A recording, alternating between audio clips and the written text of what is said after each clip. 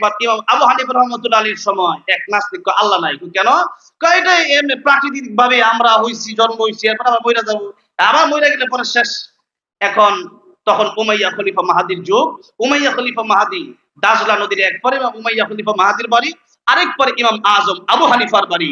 তো ইমাম আজম আবু হানিফা রাহমাতুল্লাহকে দাওয়াত করলেন যে আপনি তো আসেন, একটা নাস্তিক সে বলছে যে আমাদের আল্লাহ বলতে কিছু নাই, খোদা বলতে, প্রভু বলতে কিছু নাই, রব বলতে কিছু নাই।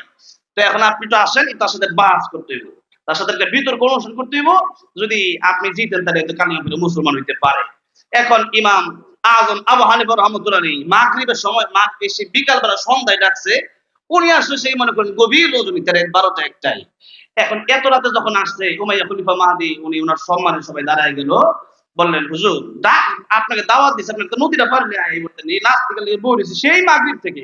এখন আমার দাওয়াত দিয়েছে হুজুর 10টার আগে আপনি আইলে ভালো হয়। তা আমি মনে করেন যে 10টার আগেই 15 মিনিট আগে মাহফিলে উপস্থিত হয়েছি। এখন মনে করেন যে রাত 1টা বাজায়, আমি যদি চিন্তা করি যে আরে যাই আস্তে আস্তে, হাজার হাজার লোক কষ্ট পাবেন না আপনারা, বক্তাদের উচিত মাহফিলে ঠিক টাইমে উপস্থিত হওয়া। আমি কয়েক ঘন্টা আগে রওনা দিই না, আই আমার টাইম এত কাছে, মানে এলাঙ্গায় চা খাই ডাব খাই আসতে দিলে হাই আর কি, কথাটা বুঝেন নাই? তো এখন কথা হচ্ছে যে অনেক সময় অনেক বক্তা আছে ইচ্ছা করে দেরি করে যায়, মনে করে দেরি করলে মনে হয় দাম বাড়ে। দাম বাড়ে না কমে? কেন কমে? এত আমি একা মানুষ, আমার কষ্ট একাধিক কষ্ট, আর সবাই মিলে কষ্ট করলে কষ্ট তো কয়েক হাজার গুণ বাইরে যায় যখন, ঠিক না বেঠিক? সেই জন্য ওনারা একটু মনে মনে একটু কষ্ট পাইছেন যে ইমামে আজম ঠিক আছে, এই নাস্তিক করলে তো আর উমাইয়া খলিফা তিনি আমার বাদশা, তা বাদশা দাওয়াত দিয়েছে এটা তোর ব্যাপার। তো চিন্তা করলেন যে হুজুরে দাওয়াত দিছি ঠিক আছে, দেরি করে আইছি, কিন্তু মানে অনেক দেরি হয়ে গেছে। তো হুজুর এই যে এত দেরি করলেন, আসলে কোনো বিপদে পড়ছিলেন, রাস্তাঘাটে কোনো সমস্যা হয়েছে, নদীতে কোনো প্রবলেম হয়েছে? একটা নদী পারলেই বাদশার বাড়ি, আর নদীর ওই পারে ইমাম আজম আবু হানিফার বাড়ি। ইমাম আজম আবু হানিফা বললেন দেখেন, আসলে যখন আমি আসলাম নদীর পারে তখন দেখি নৌকা নাই।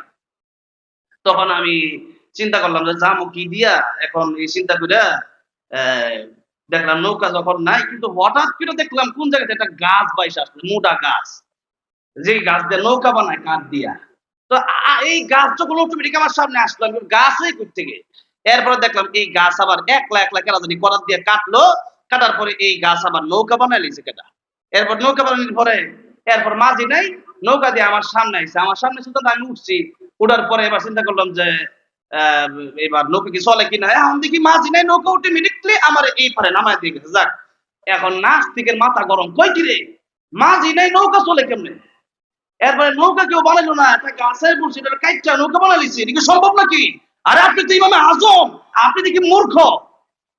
এবার ইমাম আজম আবু হানিফা যেই জন্য কথাটা বলছে, এই কথাটা এবার মানে উনি মনে মনে কয় আমি তো এই জন্যই বলছি তুমি আমার মূর্খ বলবা, তোমার আমি পরের উত্তরটা দিব। এই জন্য এবার ইমাম আজম আবু হানিফা বলতেছেন আরে মূর্খ আমি না, মূর্খ তো তুমি হতে পারো।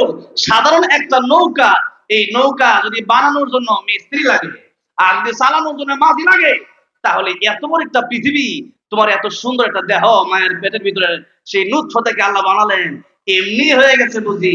এবার নাস্তিকের মাথা খুলে গেছে, কালিমা পড়ে মুসলমান হয়ে গেছে। সুবহানাল্লাহ। ভাইরা আমার, বাবাজিরা আমার, তো নাস্তিকরা তো বলে আল্লাহ নাই।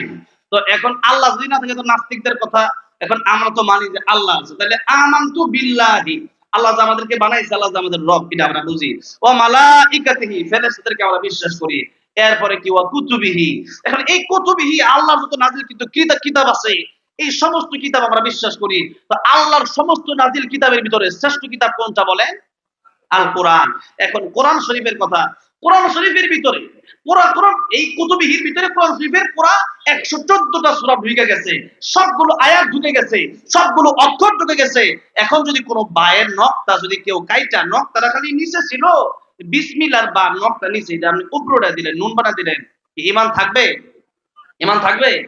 কোরআন শরীফের একটা নকতা পরিবর্তন করার ক্ষমতা পৃথিবীর কোন মানুষের আছে? নাই। তো এখন কাদিয়ানীরা ওয়ালাকিন রাসূলুল্লাহি ওয়া খাতামান নাবিয়্যিন, মা কানা মুহাম্মাদুন আবা আহাদিম মির রিজালিকুম ওয়ালাকিন রাসূলুল্লাহ ওয়া খাতামান নাবিয়্যিন, পুরা এই আয়াতের ভিতরে ওয়া কানা আল্লাহু বিকুল্লি শাইইন আলিমা, খালি খাতামান নাবিয়্যিন এতটুকু তারা মানে না। ঈমান আছে? যেরকম ঈমান আছে? আল্লাহ বলতেছেন আমার নবী শেষ নবী, নবীর পরে নবী নাই সংসদে। হ্যাঁ, এই তো বসে আছেন, জানেন না অনেকেই নবীর পরে নবী নয়, জোরে বলতে হবে, নবীর পরে নবী নাই, সংসদে আইন চাই।